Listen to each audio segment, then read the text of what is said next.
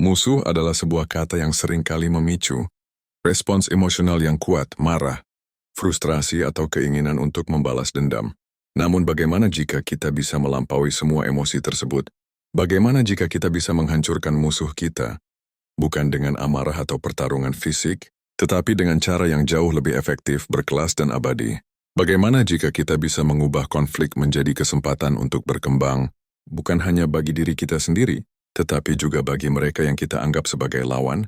Hari ini kita akan membahas cara-cara yang, pada pandangan pertama, mungkin terlihat berlawanan dengan naluri kita. Kita akan berbicara tentang jalan yang diajarkan oleh para filsuf Stoik kuno, sebuah jalan yang memandu kita untuk mengendalikan apa yang bisa kita kendalikan, pikiran dan respons kita sendiri, serta melepaskan apa yang tidak bisa kita kendalikan, tindakan dan perkataan orang lain. Ini bukanlah tentang menjadi pasif atau lemah. Sebaliknya, ini adalah tentang menjadi kuat, tangguh, dan tidak tergoyahkan. Filosofi di balik ketenangan. Sebelum kita menyelami 7 cara ini, penting untuk memahami fondasi filosofisnya. Stoikisme mengajarkan bahwa satu-satunya hal yang sepenuhnya berada di bawah kendali kita adalah pikiran, penilaian, dan tindakan kita sendiri. Semua hal lain, opini orang lain, peristiwa yang terjadi di luar, bahkan kesehatan fisik kita adalah di luar kendali kita. Berusaha mengendalikan hal-hal yang tidak bisa kita kendalikan hanya akan menghasilkan frustrasi dan penderitaan.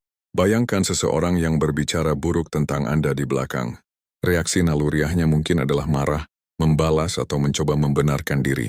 Namun, seorang stoik akan melihat ini dari perspektif yang berbeda.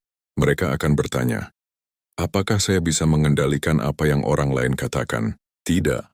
Apakah saya bisa mengendalikan bagaimana saya merespons perkataan itu?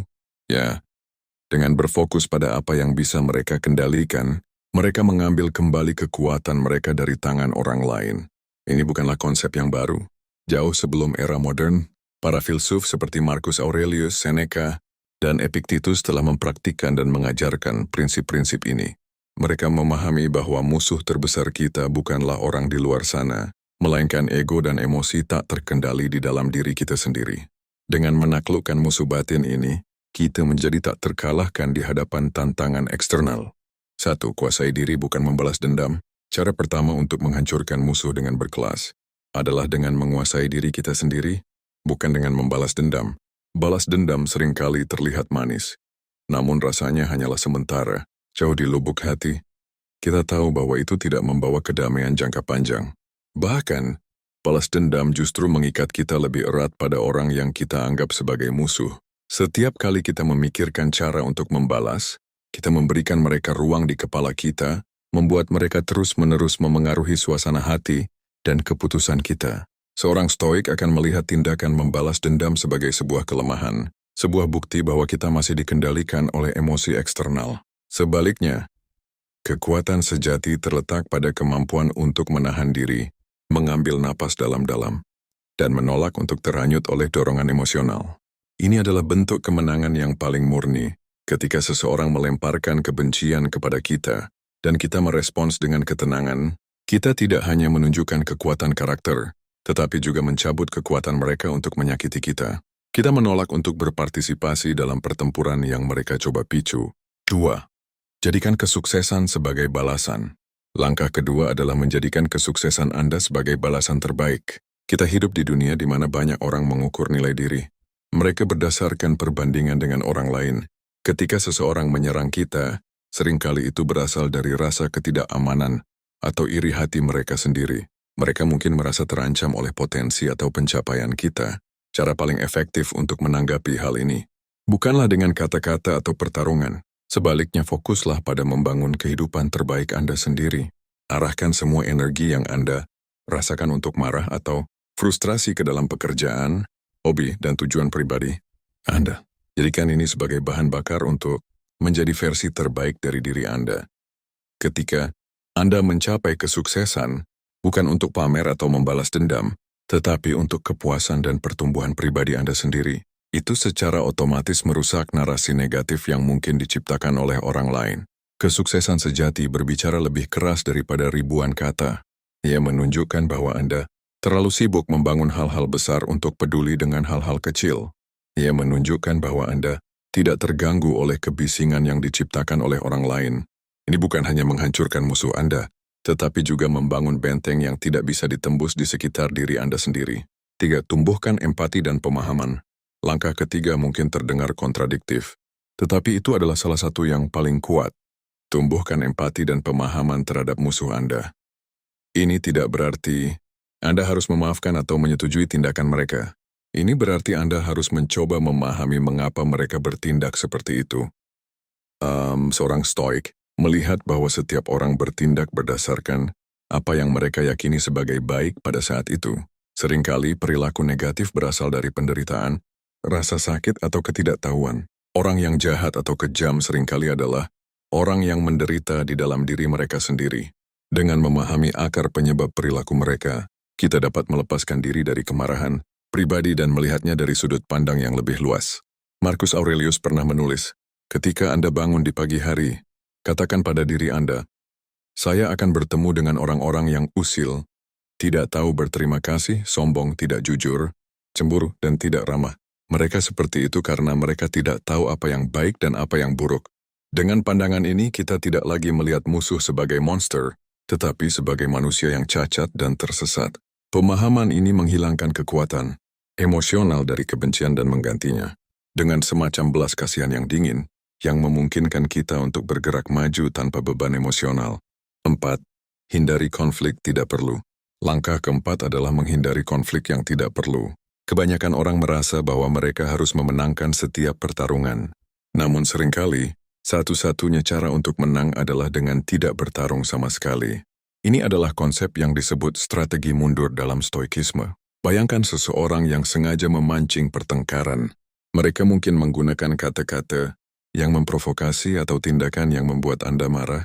Respons alami adalah untuk membalas, untuk membela diri. Namun dengan melakukannya, Anda telah jatuh ke dalam perangkap mereka.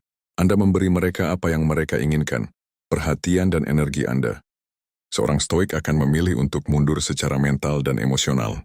Mereka mungkin tidak merespons sama sekali, atau mereka akan merespons dengan singkat dan netral. Ini bukan tentang menjadi pengecut, ini tentang menjadi cerdas secara strategis. Dengan menolak untuk terlibat, Anda memutus siklus permusuhan. Anda menunjukkan bahwa Anda memiliki kendali penuh atas emosi Anda dan tidak bisa diprovokasi. Anda membuat musuh Anda terlihat bodoh karena bertarung sendirian. 5. Jadikan kritik sebagai umpan balik positif. Langkah kelima adalah mengubah cara kita melihat kritik dari musuh. Alih-alih melihatnya sebagai serangan, lihatlah sebagai umpan balik yang berpotensi positif. Tidak semua kritik dari musuh kita tidak berdasar. Terkadang di balik kata-kata yang penuh kebencian, ada butir-butir kebenaran yang bisa membantu kita berkembang. Misalnya, jika seseorang mengkritik pekerjaan Anda, alih-alih langsung marah, luangkan waktu sejenak untuk bertanya pada diri sendiri, apakah ada sedikit kebenaran di balik kritik ini? Apakah ada sesuatu yang bisa saya pelajari atau tingkatkan? Jika ya, gunakanlah. Jika tidak, abaikan saja. Pendekatan ini tidak hanya menunjukkan kekuatan mental, tetapi juga mengubah narasi.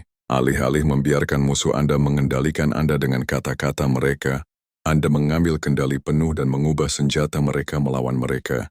Anda tidak membiarkan kata-kata mereka mendefinisikan Anda. Sebaliknya, Anda menggunakannya untuk memperkuat diri Anda. Ini adalah tindakan yang sangat berkelasin karena Anda mengubah kebencian menjadi pertumbuhan dan permusuhan menjadi kesempatan. 6. Fokus pada tugas Anda. Langkah ke-6 adalah fokus sepenuhnya pada tugas dan kewajiban Anda.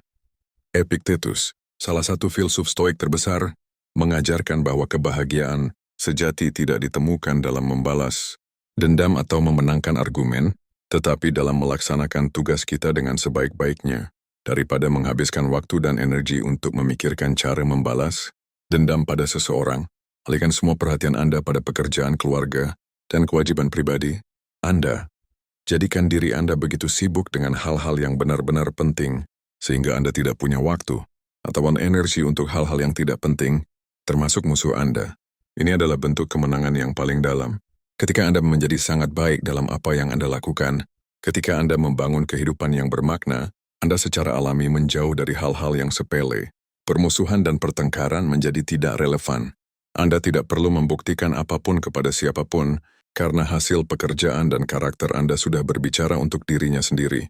Ini adalah tindakan yang sangat kuat, karena itu menunjukkan bahwa Anda menghargai waktu dan energi. Anda lebih dari sekadar perkelahian yang sia-sia. 7. Terima keadaan dan maju. Akhirnya langkah ketujuh adalah menerima keadaan dan terus maju. Kehidupan tidak selalu adil. Terkadang, kita akan menghadapi orang-orang yang tidak ramah, situasi yang tidak menyenangkan, dan perlakuan yang tidak adil. Seorang stoik tidak menghabiskan waktu mereka untuk meratapi ketidakadilan ini. Sebaliknya, mereka menerima kenyataan sebagaimana adanya dan fokus pada apa yang bisa mereka lakukan untuk bergerak maju. Menerima bukan berarti menyerah. Itu berarti mengakui realitas situasi, melepaskan keinginan untuk mengendalikan hal-hal yang tidak bisa dikendalikan, dan mengarahkan energi Anda untuk membangun masa depan yang lebih baik. Jika seseorang telah menyakiti Anda, terima kenyataan bahwa hal itu telah terjadi. Jangan biarkan masa lalu terus-menerus memengaruhi masa kini. Ini adalah kemenangan sejati atas musuh terbesar, masa lalu. Dengan menerima dan melepaskan, Anda membebaskan diri Anda dari rantai kebencian dan kepahitan. Anda tidak lagi menjadi korban dari tindakan orang lain, tetapi menjadi master dari takdir Anda sendiri. Anda menunjukkan bahwa tidak peduli apa yang terjadi pada Anda selalu memiliki kekuatan untuk bangkit, belajar, dan tumbuh. 7 cara ini mungkin terdengar sulit untuk dipraktikkan, tetapi mereka adalah jalan menuju kebebasan sejati. Ini adalah jalan yang tidak hanya menghancurkan musuh Anda, tetapi juga menghancurkan gagasan bahwa Anda membutuhkan musuh untuk menjadi kuat. Ini adalah jalan yang memandu Anda untuk menjadi versi terbaik dari diri Anda, tanpa harus mengorbankan kedamaian batin Anda. Pertarungan terbesar bukanlah melawan musuh di luar, tetapi melawan musuh di dalam diri kita sendiri. Dengan memenangkan pertarungan itu, kita menjadi tak terkalahkan.